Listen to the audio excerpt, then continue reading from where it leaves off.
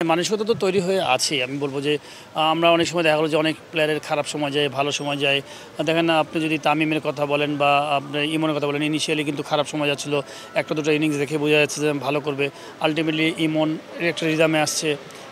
নাইম শেখ কিন্তু যখন স্টার্টিংয়ে প্রথম শুরু করে এগেনস্ট ইন্ডিয়া, আমার মনে আছে যে ইন্ডিয়াতে একটা 70+ একটা রান করে অসাধারণ ব্যাটিং করেছিল এগেনস্ট ইন্ডিয়া। অত সুইংয়ে রেখেছে, একমাত্র প্লেয়ার যে খুব ভালো ব্যাটিং করেছিল। তো আমার মনে হয় যে নিজেরা ইমপ্রুভ করছে না। প্লাস হচ্ছে যে আপনাকে আমার যতটুকু দেখা যে নাইম শেখ ডোমেস্টিকে ভালো খেলেছে, কিন্তু ইন্টারন্যাশনালি যে রান রেটটা, স্ট্রাইক রেটটা যা থাকা দরকার 150, যখন যারা ওপেনিং করবে সেইটা ওটা মনে হয় নিয়ে আসতে পারছে না। তো আমি বলবো যে ধরেন একটা হচ্ছে যে খুব বেশি চেঞ্জ করে ফেলছি আমরা। নাইম শেখকে একটা ম্যাচ খেলাচ্ছি, আবার খেলাচ্ছি না। এইভাবে করলে হয়তো প্লেয়ারও অনেক সময় ডিস্টার্ব হয়। খেললে ম্যাক্সিমাম খেলাগুলো খেলার সুযোগ দেবে, একদম একটা না 5টা দেবেন বা 6টা দেবেন, তাহলে একটা প্লেয়ার কনফিডেন্স পায়।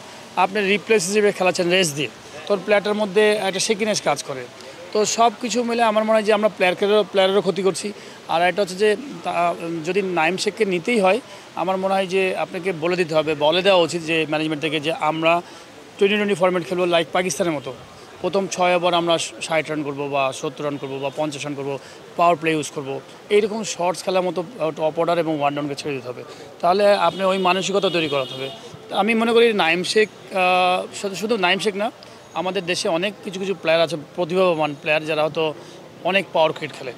কিছু নিয়ে আসা উচিত আমার কাছে মনে হয় সামনের দিকে।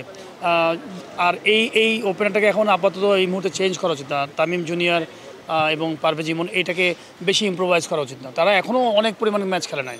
ইন্ডিয়ান প্লেয়াররা খেলতে খেলতে টায়ার্ড, অস্ট্রেলিয়ান প্লেয়ার খেলতে, আমার মনে হয় যে তাদেরকে এখন ফিক্স করে তাদেরকে একদম কনফিডেন্সটা বিল্ড আপ করা। আর যে 3 নাম্বার ব্যাকআপ প্লেয়ার তৈরি করবেন, এটা এই টিমের মাধ্যমে তৈরি করলে ভালো। অথবা আপনি যদি সময় পান অনেক, তখন আপনি তৈরি করবেন, তখন ঠিক আছে। বাট এখন এত ইম্প্রোভাইজ করার আমার মনে হয় না সময় হয়েছে।